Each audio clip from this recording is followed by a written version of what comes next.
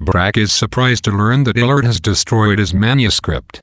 Mrs. Elvsted announces that she has some notes from the book left over. Tesman and Mrs. Elvsted decide to try to reconstruct the book, and they immediately sit down at the writing table in an inner room to sort through the notes. Brack and Hedda begin to talk. Hedda goes on and on about the dignity of Illard's suicide, until Brack interrupts her.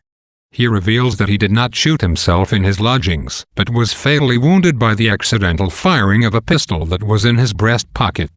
To make matters worse, at the moment he died, he was in Mademoiselle Diana's bedroom, still looking for his lost manuscript, and he was shot not in the chest but in the stomach.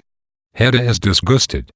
At this moment, Tesman and Mrs. Elvsted move back into the main room, complaining of the bad lighting in the inner room.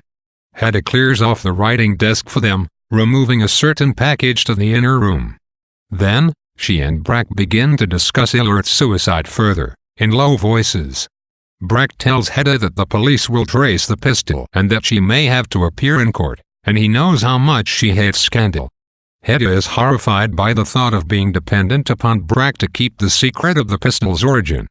Hedda goes to see how Tesman and Mrs. Elvsted are getting along.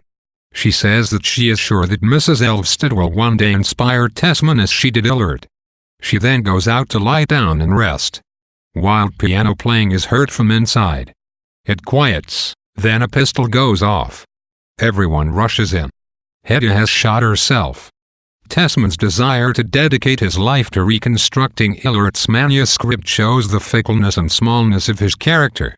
A few moments earlier, he had been elated that Hedda would destroy the manuscript, but now he is horrified that Illard is dead, and he is eager to restore the manuscript.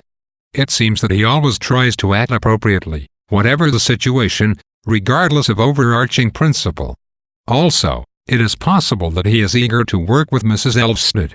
Earlier, in Act 1, Hedda hints that Mrs. Elvsted may have been involved with Tesman at some earlier date.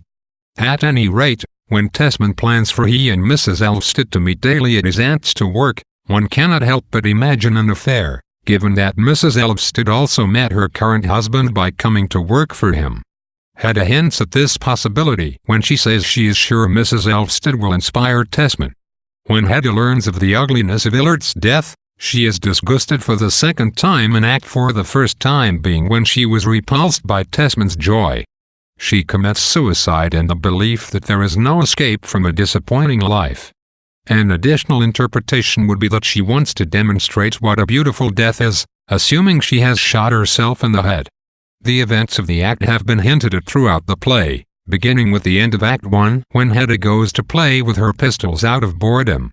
Once again, she has turned to her pistols to alleviate her world weariness and sense of tedium.